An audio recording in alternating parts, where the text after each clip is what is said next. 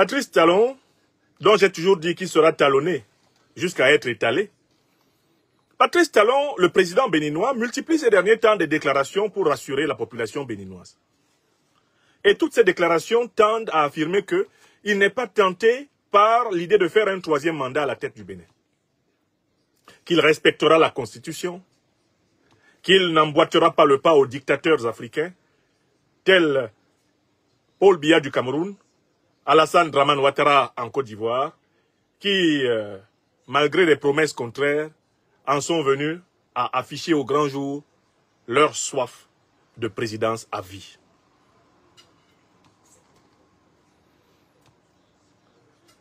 J'entends parmi mes frères béninois une certaine opinion qui me tense quand j'attire leur attention sur la manœuvre de Patrice Talon pour me dire que le Bénin, c'est le Bénin.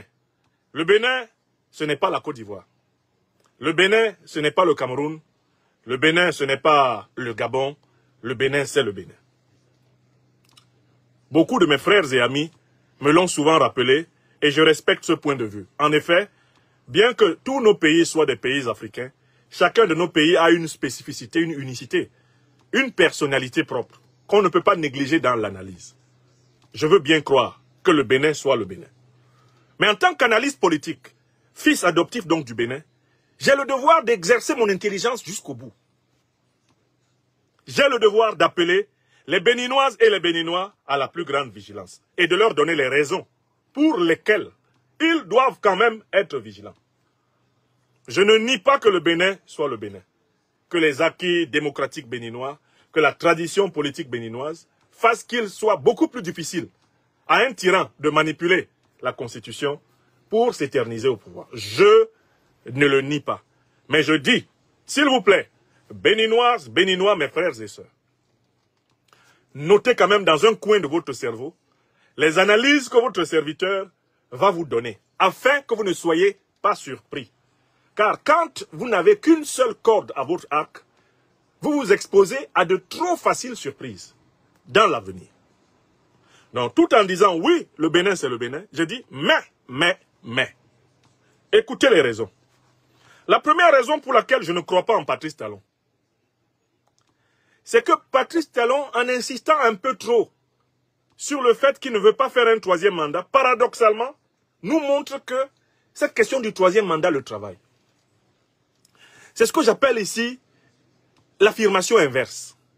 L'argument de l'affirmation inverse. Ces derniers mois, 1, 2, 3, on me prête l'intention de faire un troisième mandat. Je ne veux pas faire. Parfois, même on n'a rien dit. Hein. Il se critique lui-même. Il va jusqu'à dire, là, il y a une citation de lui qui m'a vraiment beaucoup intéressé. Il va jusqu'à dire, je cite exactement Patrice Talon dans les mots, il dit, personne ne va m'attacher sur le fauteuil présidentiel. Je m'en vais, j'ai vieilli. Prenons la phrase. Personne ne va m'attacher sur le fauteuil présidentiel. Mais le Bénin est réputé pour être un pays quand même qui est très avancé dans les sciences surnaturelles. Hein? Tous les Africains savent que les traditionnalistes béninois sont partie des meilleurs maîtres du monde métaphysique, du monde surnaturel. Est-ce que Talon dépasse les grands maîtres du vaudou? Et si un grand maître du vaudou l'attache, lui, Talon, il va prendre l'énergie où? Pour combattre les grands maîtres du vaudou. Si Talon disait à un moment donné, j'ai été possédé, j'ai été visité, il y a un esprit qui s'est manifesté et qui me dit que je ne peux pas laisser le Bénin. S'il dit ça, il dit personne ne va m'attacher. Lui, Talon, pense qu'il a le plus grand fétiche du Bénin. Est-ce qu'il est le grand maître du vaudou? Rien que quand il dit personne ne va m'attacher, moi je dis mais au Bénin là, il y a des gens qui ont des capacités mystiques, ils peuvent t'attacher. Donc je doute de Patrice Talon quand il dit que personne ne peut l'attacher. Parce qu'au Bénin, quelqu'un peut t'attacher. Hein? Qui ne sait pas par exemple qu'il existe des grands thaumaturges au Bénin qui ont le pouvoir de bloquer un homme qui les a trompés avec leur femme, dans leur femme. Les Béninois Et l'opinion africaine sait que les Béninois ont la capacité de bloquer un homme qui les a trompés avec leurs femmes. Qu'il y a des femmes béninoises là, si tu t'en vas coucher avec elles, sans avoir vérifié que c'est la femme de quelqu'un, tu vas d'abord rester dedans. Talon, lui, il est qui au Bénin pour dire que lui, il peut faire ça, et puis on ne peut pas lui faire ça? Est-ce que c'est Talon qui a inventé le vaudou? Il dit, personne ne va m'attacher sur le fauteuil présidentiel. Moi, j'entends, attachez-moi. Comme ça, je vais dire que j'ai été envoûté. C'est les grands maîtres du vaudou qui l'ont fait. Donc, moi, je prends exactement, c'est ce que j'appelle le premier argument, l'argument inverse.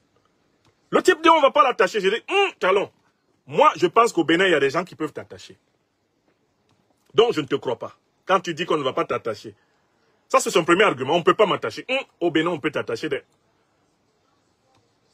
Le 10 janvier de chaque année, les Béninois démontrent leur capacité de contredire les lois naturelles. Oui! Dans les boïcons, quand les Béninois sortent, voilà, il n'y a pas quelqu'un qui peut dire qu'on ne peut pas l'attacher. Talon ne peut pas défier les grands maîtres vaudoumo du Bénin. Donc, je ne crois pas en son argument qu'on ne peut pas l'attacher. Vous voyez, non? Alors, quand on dit, il sait sur quoi il se base, vous pensez que c'est Talon qui est le plus grand maître du vaudou? Il y a toujours derrière grand maître. Derrière village, il y a village. Derrière vaudou, il y a vaudou. Donc, son fameux argument, personne ne va m'attacher. C'est un argument qui renvoie, en réalité, à la dimension mystique. Et Talon n'est pas le propriétaire des grands pouvoirs mystiques du Bénin. Je le contredis en disant que quelqu'un peut vous attacher. Oui, quelqu'un peut vous attacher. Il n'y a pas d'être humain d'ailleurs qui puisse être sûr qu'on ne peut pas l'attacher. On peut attacher n'importe quel être humain. Ça, c'est la première raison pour laquelle je me méfie des déclarations de ce type. Je passe à la deuxième raison. Elle est dans la deuxième phrase. Il dit, je m'en vais. J'ai vieilli. Astaghfirullah. Talon à quel âge? Attendez, on voit son âge. Monsieur Talon, vous avez quel âge? Il dit qu'il s'en va, il a vieilli. On va voir son âge. Patrice Talon, vous avez quel âge? Attendez. Parce que je n'ai pas son âge tout de suite en tête. Patrice Talon. Voilà son deuxième argument. Je vais vous montrer que ça prouve qu'il ment. Il est né en 1958. Patrice Talon est né en 1958. Il est donc né en 1958. Hein? Nous sommes en 2025. De 58 à 2000, ça fait 42 ans. De 2000, non, de 58 à 2000, ça fait 52 ans. De 2000, 58-2000, 42 ans qui restent. De 2000 à maintenant, 2025, j'ajoute 25 ans sur 42. Ça fait qu'il a 67 ans, si je ne m'abuse. Patrice Talon a 67 ans. Astaghfirullah. Alassane Dramane Ouattara qui veut faire un 4e mandat à quel âge? Plus de 82 ans. Paul Biya qui veut faire un 8e mandat à quel âge? Plus de 92 ans. Bientôt 93. Talon, est-ce qu'il est plus vieux que Ouattara? Non, écoutez, est-ce que Talon est plus vieux que Ouattara? À 67 ans. Est-ce que Talon est plus vieux que Biya? À 67 ans. Quand il dit Talon, je le cite, je m'en vais, j'ai vieilli. Est-ce qu'il dit la vérité? Est-ce qu'à 67 ans, en politique, on dit qu'on est vieux? Béninoises, Béninois, vous me regardez là, mes propres frères et sœurs et amis, qui affirment l'unicité du Bénin. Vous me regardez. À 67 ans, là, en politique, on est vieux. Vous savez à quel âge Alassane Ouattara est arrivé au pouvoir? Il avait pratiquement, il est arrivé au pouvoir il y a 15 ans. Il est arrivé au pouvoir à l'âge de Talon. Il avait pratiquement 70 ans quand il est arrivé au pouvoir. Donc, Talon prend les Africains pour des Dunguru, quoi. Il prend les Africains pour des Nyamahossi, il prend les Africains pour des Boubazo. Il prend les Africains pour des Kengematoy ou quoi? Des Nyata, des Gaou. Il dit il s'en va parce qu'il a vieilli. Qui croit en ça? Qui peut croire qu'à 67 ans en politique, tu peux dire que tu es vieux? Hein? Laurent Gbagbo qui a 80 ans cette année-là, il est candidat. Hein? Vous allez au Cameroun, allez voir l'âge des candidats. Il dit qu'il est vieux. Qui croit en lui? Quand Talon dit je m'en vais, j'ai vieilli, tu crois? Toi qui me regardes là, tu crois? Si tu crois en ça, le proverbe camerounais qui dit que Mbout Nassik, ça s'applique à toi. Ça dit que ta cécité mentale là, c'est vraiment une maladie. Non! L'argument qu'il est vieux n'est pas vrai. Il n'y a qu'à voir comment il mange la vie à belles dents, Talon. Regardez comment il danse la salsa. Hein? Sa passion, hein? Des belles femmes claires là. Regardez bien. Oui! C'est lui qui dit qu'il s'en va, il a vieilli. Vous croyez? Hein? Le shogun là. Vous voyez comment il est sapé? Aux 4 épingles. Mais Talon, Talon, mais il fait tout pour avoir une apparence de 40 ans, de 35 ans. Et il dit que lui, il a vieilli. Vous croyez en ça? Il a vieilli. Donc, deuxième argument, c'est faux. L'argument de la vieillesse n'est pas vrai. L'argument de la vieillesse n'est pas vrai. Maintenant, je passe au troisième argument. Je passe au troisième argument. Mais Patrice Talon, rien qu'en parlant du fait qu'on puisse l'attacher au portefeuille présidentiel, ou qu'on ne puisse pas l'attacher, rien qu'en parlant du fait qu'il aurait vieilli, se met à déplacer la question du nombre de mandats présidentiels du domaine constitutionnel qui interdit un troisième mandat au domaine personnel. Il transfère la question du nombre de mandats présidentiels du domaine constitutionnel qui interdit le troisième mandat à un domaine personnel. C'est-à-dire que implicitement, Talon habitue les Béninois à penser que la question du troisième mandat dépend de lui. Puisqu'il dit que c'est lui qui refuse. Cela veut dire que la Constitution ne l'empêche pas. Vous comprenez? Lui, il considère que la Constitution le lui autorise. Mais il dit aux Béninois, je suis gentil, je ne vais pas faire un troisième mandat. Il subjectivise, il individualise, il personnalise la question du troisième mandat. Alors que cette question est résolue par la Constitution. Désormais, Talon dit que la question du troisième mandat dépend de lui, de sa bonne foi, de sa bonne volonté. Voilà pourquoi je ne crois pas en sa sincérité. À partir du moment où ce n'est pas la loi qui t'empêche de faire un troisième mandat, mais c'est uniquement ton humeur, le pays est en danger. Écrivez mes arguments. Hein. Pendant que je parle là, j'espère que vous notez, Béninoises, Béninois, mes frères et sœurs. Écrivez ce que je vous dis là. Car quand cela arrivera, vous vous souviendrez de moi. Bon, je passe à un quatrième argument, pour lequel je ne crois pas en la sincérité de Talon. Mon premier argument, c'était l'argument du pouvoir surnaturel. Talon n'a pas le pouvoir surnaturel absolu. Quelqu'un peut l'attacher, donc il ment. Deuxième argument, l'argument de la vieillesse. C'est un argument faux. Politiquement, factuellement, il est faux. En politique, on n'est pas vieux à 67 ans. Ce n'est pas vrai. Et surtout pas en politique africaine. Ce n'est pas vrai. D'accord? Le troisième argument, c'est l'argument de la subjectivisation, l'individualisation de l'interprétation de la Constitution. Talon vient de casser la barrière constitutionnelle. Ce n'est pas la Constitution qui l'empêche de faire un troisième mandat, c'est lui-même qui s'empêche. À partir du moment où l'avenir d'un pays dépend du caprice d'un individu, on est déjà hors la loi. On passe au quatrième argument. Mais le quatrième argument, c'est quels sont les mentors de Talon? Quelles sont les plus grandes fréquentations de Talon? Qui est le parrain de Talon? Qui est son tonton, son conseiller? Qui est son bien-aimé? Qui est celui qui est pour Talon, en quelque sorte, vraiment l'idéal en Afrique de l'Ouest? C'est qui? Écrivez son nom. Écrivez son nom. Écrivez le nom du mentor de Talon, de son modèle politique ouest-africain. Celui qu'il considère comme son papa, son tonton, son guide. Hein? Le vice-roi de la France-Afrique, en Afrique de l'Ouest. C'est qui? Écrivez le nom. Voilà. Tout le monde a reconnu que c'est le chameau, non? Bon, très bien. Qu'est-ce qu'il a fait, le chameau? Qu'a fait le chameau? Alassane Ouattara a d'abord fait une constitution qui interdisait le troisième mandat. Il a fait une campagne pour interdire le troisième mandat. En 2016. Phase 2. Alassane Ouattara a fait dire par ses plus proches lieutenants qu'un troisième mandat n'était pas possible. même devant l'Assemblée nationale. Il l'a fait dire par son ministre de la Justice. Ouattara lui-même a pris la parole pour dire que lui, il ne fera jamais de 4e mandat. Et l'argument qu'il a avancé, c'était qu'il était trop vieux. Comme les gens ont des problèmes de mémoire, laissons parler le patron de Talon. Parce que quand on voit ce que ton patron fait, on sait ce que tu vas faire. On sait ce que tu peux faire. Donnons la parole à M. Ouattara. M. Ouattara, venez ici et dites-nous exactement ce que vous pensez d'un 4e mandat à la tête d'un État. M. Ouattara, vous êtes là? Venez, vous avez la parole. Oh là là. Attendez, je vais le retrouver.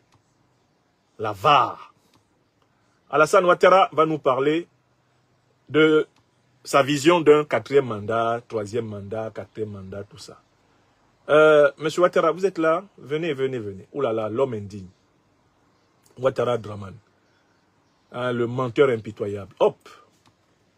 Allez-y. Je ne ferai pas 4 mandats. Ah, attendez. Parce que je ne veux pas me retrouver président à 90 ans. Si les uns et les autres savent ce que c'est que la charge de président de la République. Non, recommençons. Les gens n'ont pas entendu. Monsieur Ouattara, recommencez. Recommencez, j'ai dit. Président à 90 ans. Non, non, non. Si les uns et les autres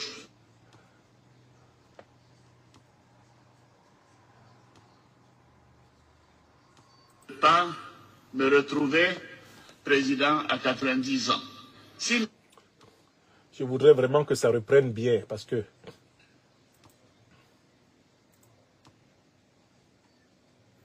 Voilà, hop. Je vais chercher M. Ouattara. Je veux qu'il dise ça calmement. Je ne ferai pas de 4e mandat et vous entendez l'argument qu'il a avancé. Et vous allez me dire, ça correspond à quel argument de Talon? D'accord? Et vous allez écouter l'argument de Ouattara. Vous allez vous rendre compte que Talon répète Alassane Ouattara. Et il répète son maître. Il répète son maître. Et les Béninois ne se rendent pas compte qu'ils sont en train de voir un film qu'ils ont déjà vu. Ils ne se rendent pas compte que c'est le même film qu'ils ont déjà vu, qu'ils sont en train de revoir. Donc il faut leur montrer ça. Hein? C'est comme ça que je disais aux militants du parti de MRC, votre candidat, même quand il choisirait 20 partis qui vont l'investir, Biya va l'exclure. Et alors jamais, quitte ici, menteur. C'est fait. Parce que j'avais vu. Le comportement de Talon est indigne de confiance.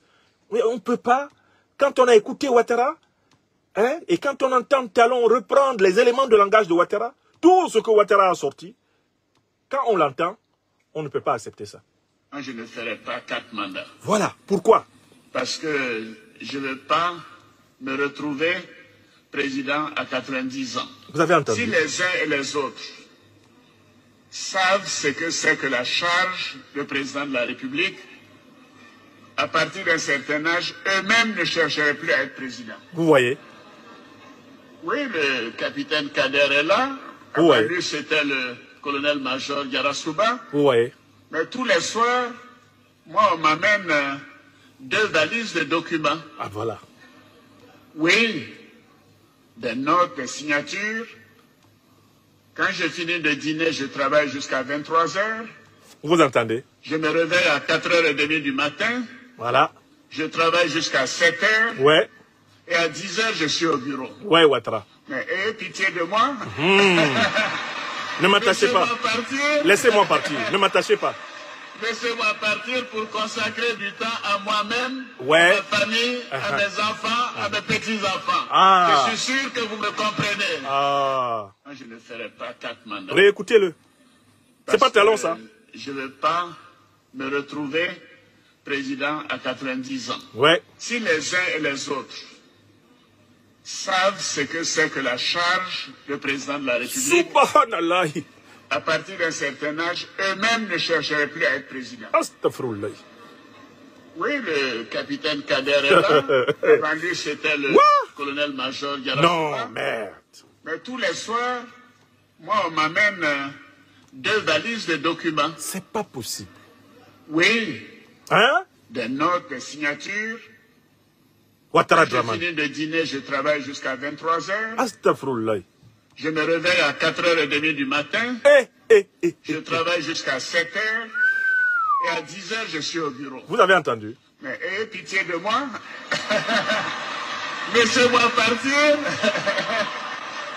Laissez-moi partir pour consacrer du temps à moi-même, à ma famille, à mes enfants, à mes petits-enfants. Je suis sûr que vous me comprenez. Vous avez je ne vu? ferai pas 4 mandats. Non, M. Ouattara, c'est bon, c'est bon, c'est bon, c'est bon. Vous avez bien retenu l'essentiel des arguments qu'avançait Alassane Ouattara pour expliquer qu'il ne s'éterniserait pas au pouvoir. L'argument de la vieillesse, l'argument de la fatigue, et ne m'attachez pas. Personne ne doit m'attacher, je dois aller m'occuper de mes mémoires, de mes petits-enfants et de la vie. Enfin, vous me comprenez bien. N'est-ce pas le même homme qui vient de nous dire, il y a à peine 2 semaines, je suis candidat pour un 4e mandat? Cet homme-là est le modèle de Patrice Talon. Patrice Talon va régulièrement prendre des conseils et des bénédictions chez Ouattara. Donc, je passe maintenant au 5e argument, en vertu duquel je ne crois pas aux déclarations de Talon. C'est que dans sa gouvernance, Patrice Talon a accumulé beaucoup d'ennemis. Et il a accumulé beaucoup de problèmes. Il sait que quand il quittera le pouvoir, il sera poursuivi par la justice béninoise. J'énumère les problèmes pour lesquels il sera poursuivi. Patrice Talon sera forcément poursuivi pour clarifier l'origine de sa fortune. Parce qu'une bonne partie de la fortune de Talon a été constituée sur le dos de l'État béninois. Quand il ne sera plus au pouvoir, il y aura des procès contre lui pour ça. C'est une raison pour lui de ne pas partir. Deuxième raison, Patrice Talon s'est fait des ennemis politiques intimes, sérieux. Et il sait que si ses adversaires politiques venaient à accéder au pouvoir après lui, il ne lui resterait plus qu'à fuir le Bénin et à vivre en exil. Ça, c'est la deuxième raison. Et c'est une raison qui le pousse à ne pas vouloir partir. Troisième raison, les investissements financiers lourds, engagés directement ou indirectement par Patrice Talon dans l'économie béninoise, sont tels que s'il s'en va, il risque gros, financièrement parlant. Il peut même risquer la ruine. Parce que tous ces dirigeants africains ont désormais du mal à aller planquer l'argent qu'ils obtiennent licitement ou illicitement à l'étranger, parce que cet argent est arraché par les banques occidentales, moyen-orientales et nord-américaines. Donc, Talon a fortement misé sur l'économie béninoise. C'est la raison pour laquelle il a du mal à partir. Tout son discours n'est qu'un ensemble de contorsions de quelqu'un qui a des problèmes pour partir. Parce qu'il sait que le jour où il s'en va, le tribunal est ouvert contre lui. Le jour où il s'en va, la prison où il a mis facilement ses pires opposants l'attend. Talon a un problème avec son départ du pouvoir. Voilà pourquoi, dans le meilleur des cas, Patrice Talon est prêt à frauder la prochaine élection présidentielle pour imposer un homme à sa botte. Un homme de paille. C'est la seule chose qu'il puisse faire, d'à peu près tolérable pour les Béninois. Mais il est hors de question pour Patrice Talon de quitter le pouvoir.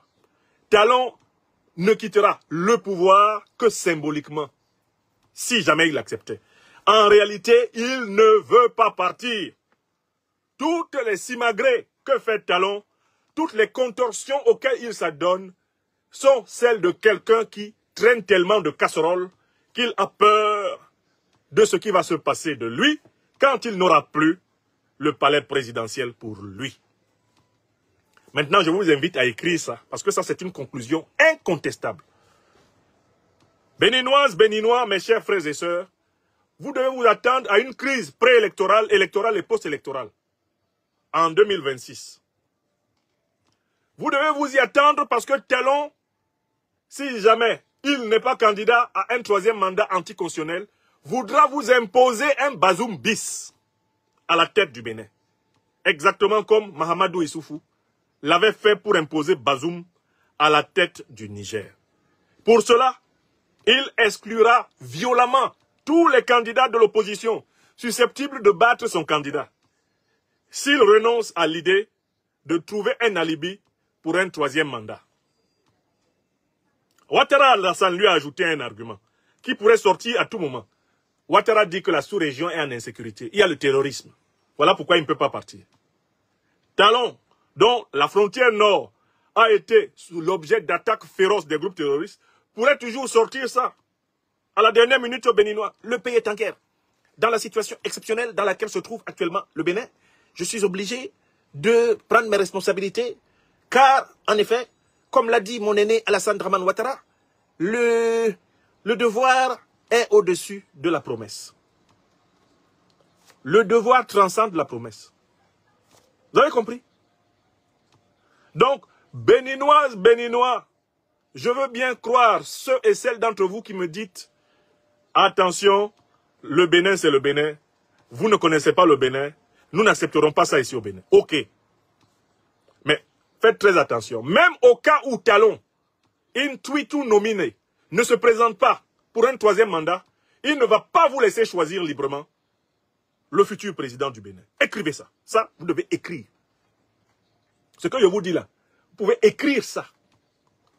C'est incontestable qu'il va tout faire pour que l'élection présidentielle béninoise soit faite en faveur de lui-même, directement ou indirectement, de son suppôt. Et pour cela, il est prêt à frauder les élections. Il est prêt à massacrer s'il le faut et à emprisonner s'il le faut les Béninois. Parce qu'il y a trop d'enjeux en jeu dans l'après-Talon pour que Talon se désintéresse à l'après-Talon. Vous avez compris? Donc, écoutez-le d'une oreille, surveillez-le de l'autre. Car le Bénin va, d'une manière certaine, vers une crise préélectorale, électorale et post-électorale. C'est ce que j'ai dit. Quand cela arrivera, on se souviendra de la conférence magistrale du serviteur des paix spirituelles de la liberté des Africains, conférence délivrée un certain mercredi. N'oubliez pas de vous abonner et d'activer la cloche de notification pour rester informé de nos prochaines vidéos. Restez à l'écoute pour les développements passionnants à venir.